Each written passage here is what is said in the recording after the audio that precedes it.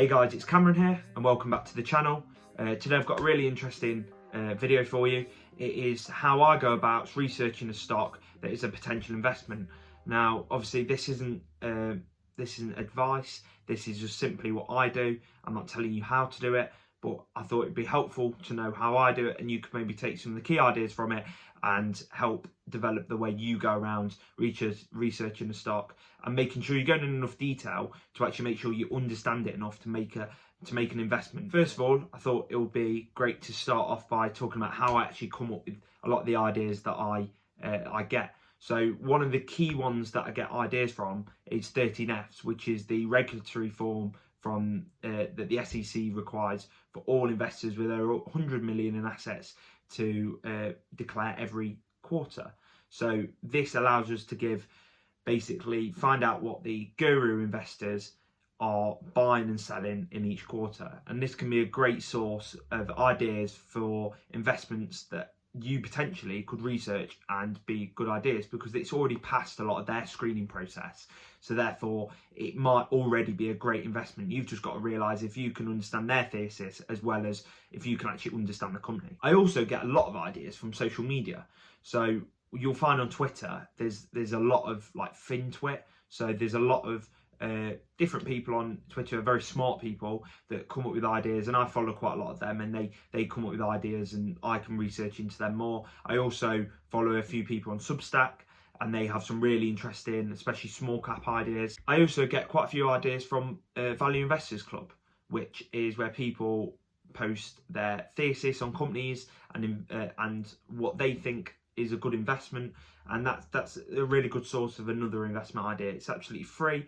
You can get more up-to-date publications from people if you put ideas out there yourself, but if not, I think you have to wait.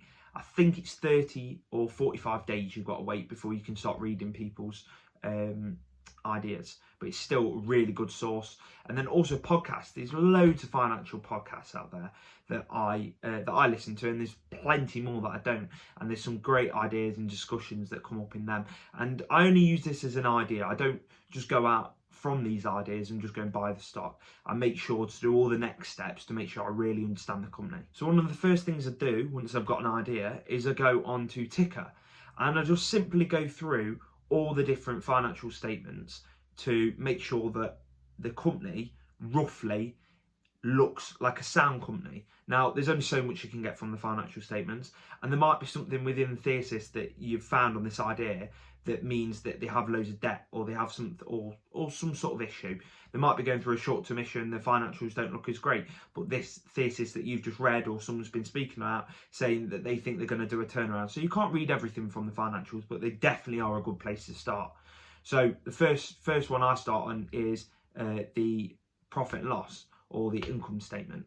And first of all, I try and make sure that over 10 years at a minimum that revenue's been steadily going up or stay at least stable, but there's not been any massive swings either way. I mean, you may be looking at a cyclical company, that way you need to start understanding this, and this is when the next parts of the research come in.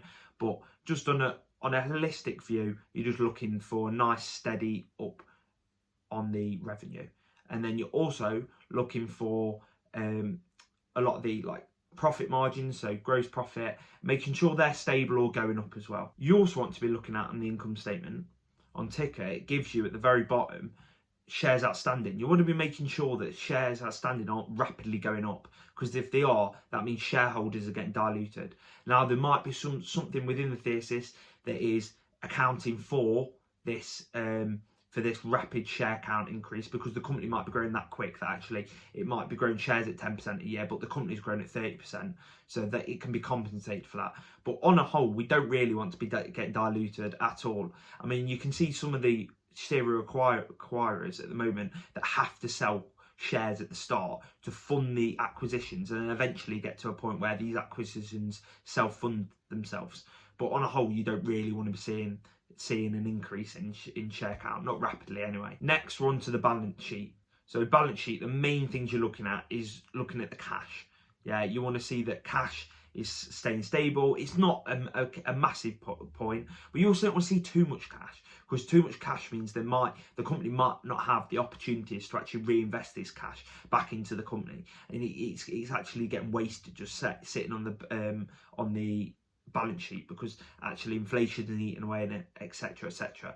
But also, one of the key points that we're looking at is that debt isn't egregiously high. We don't want to see it massive. We want to have a look ideally at net debt, so that's debt minus cash, because this is the amount of debt that they would actually need to pay off. If they used all the cash to pay off that debt, that's what's left. And then finally, we want to look at the cash flow statement. Cash flow statement is arguably the most important, because it shows us what cash we're actually going to get as shareholders and what the company is actually bringing in, because earnings and profit, net profit, is not the same as what you actually get as cash, because cash and profit are completely different. There's a few different reasons for this, but I could go into them in more detail in a different video. But what we want to be looking at is that the operating profit is steady and increasing, ideally. And we also want to be looking at free cash flow, making sure that that is steady or increasing. And then we want to be using this free cash flow and comparing it back to the debt. And ideally, we want free cash flow to be able to pay off the net debt in 3 years or less, ideally.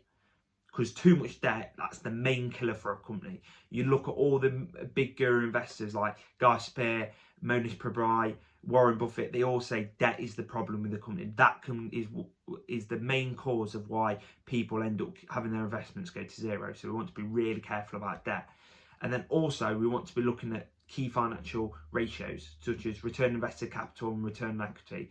That just shows us very briefly how good management are at reinvesting back into the company and how efficient management is. Ideally, we want to see these at 10% plus consistently for every 10 years. So you've done the sort of holistic top view of what the company, you think it looks good, it's promising, and now you want to go into more detail. Now, the first thing I would always recommend is go and read the latest 10K or go and read the latest investor presentation. See if you can wrap your head around this company, if you can actually understand it. And if you can understand it and you think you could distill what it does in a sentence or two, then we can go on to the next step. Because if you don't understand it and you don't think you're going to understand it, if it's an industry you have no clue on, a really hard industry, then like pharmaceuticals is a really key one. Unless you work in pharmaceuticals or got some sort of inside knowledge, it's a dead hard industry to really understand. And you need to make sure that you can get your head around it before going any further. Next, where I start is I go back as far as I can and get all the different written transcripts for the earnings calls that for the company. Now, Ticker gives this on it, and I use Ticker all the time because I think it's great. But you can find it anywhere. Now, I read through this to see what management are saying through time. Ideally, last 10 years, because it gives us a nice view and how it's changing. And they also speak a lot more honestly about how the company is actually working, without being in a lot more of the jargon that's written on annual reports. Once I've gone back and I think I understand the company quite well, I then go through and read all the official 10Ks, trying to understand any risks that are with this company, as well as reading any presentations, go on the investor relations page, try and get any annual reports where they've got the letter to shareholders from the CEO, see what he's reading, see if what he's saying 5 years ago he's planning to do in the next 5 years, see if he's actually did this, because you can look back and go, oh well, 5 years ago he said he was going to do this in 3 years. Well, you can have a look at the 3-year mark and see if he actually did what he said he was going to do. Next, I go through, I've got a list of questions that I like to ask myself that sort of remind me and give me key points and things to watch out for when looking at a company, such as too much debt, and I call it like an investment checklist. And quite a few guru investors actually use this.